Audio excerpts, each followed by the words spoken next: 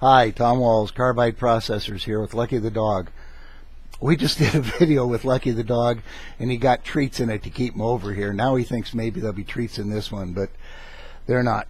He's watching his weight, as we all should be, I guess. Anyway, we are carrying the Everlast line of saw blades, as well as popular tools and tenryu. And the question keeps coming up, when we pick a saw blade to carry, what are some of the things we look for? One of the things we look for is, and this is anyway, saw tips, the carbide part should never come off clean. Never. The technology exists. I know it exists. I invented a lot of it. With proper treatment, it should never come off clean. The shoulder, the steel part here, let's call this whole thing the shoulder. Sometimes just this curve is called the shoulder. Sometimes this whole steel piece is called the shoulder. Sometimes that will fracture off. It comes off as a whole chunk with the carbide attached. When that happens, it's a brazing issue, and that should very rarely happen. What happens is when you braze the braze alloy, it melts at about 1300, 1400 Fahrenheit. This is hot enough to affect the steel. The steel is very carefully formulated and very carefully heat treated so that it is tough and strong. A Rockwell of 40-45 degrees, a Rockwell C of 40 to 45 degrees.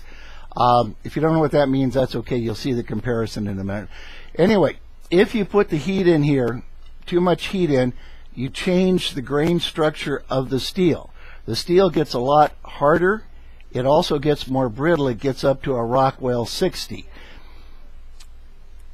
What you have to do is you have to get the saw tip, the braze alloy, and the steel immediately behind it, all hot enough so that the braze alloy melts, flows, and then it forms a chemical bond, an intermetallic. You need to do that. The trick is to control the heat so that you don't get it any farther back in the shoulder than you have to. So if you get it right back here, just behind the tip, that's okay. That'll work. If you get it so that you heat the whole tip, then you're in trouble. There's two ways to address this issue. One is to control your heat. And this comes to mind because I just helped a company design a new induction coil so they can control the heat better. The other thing is you can temper it, which is where you heat it up again and let it cool. Some automatic brazing machines come with an automatic tempering feature on it afterwards.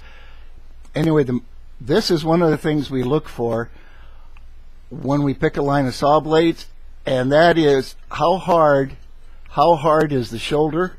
And there are various tests you can use, official Rockwell tests. You can also just use the file test. This isn't a file, it's tweezers to point with. With a file test, you take the file, a round file works really well because it doesn't start a notch in the saw blade, and you rub a round file through here and see if it cuts at all. Then you rub a round file through here and see if it cuts at all. If the steel is in the proper condition, the steel's soft and therefore tough, you can feel the round file grab and cut a little. If the steel is hard, really hard, the file just slides across it. It doesn't cut. This is a really imprecise method. However, it has a great deal of value because it is really easy to do. Anyone can do. Once you try it, you can understand it. And it's an extremely important test. We have a customer that uses saw blades about 4 feet across. You don't replace those every time. You keep retipping them. We taught him this method because he's cutting rock for decorative purposes, but he's cutting rock, and when he's cutting rock, there's enough wear on the gullet that the gullet actually work hardens. So we taught him this test. Now when the gullet work hardens, he grinds the gullet out a little bit. You don't want to work hardened gullet. You don't want to work hardened shoulder. You don't want to braze a heat hardened shoulder or gullet. because when the steel gets really hard, it's much more likely to snap. A saw blade can be built, are being built every day by the thousands, tens of thousands, where the tips never come off and the shoulders rarely have a clean snap. You can, if you're running it hard enough and hit something, you can crack the carbide, you can break the carbide, you can bend the shoulders, you can rip the saw, but it should be extremely hard to do. It shouldn't be something that you're cutting along and all of a sudden, whoops, part of your saw is missing. That's old technology.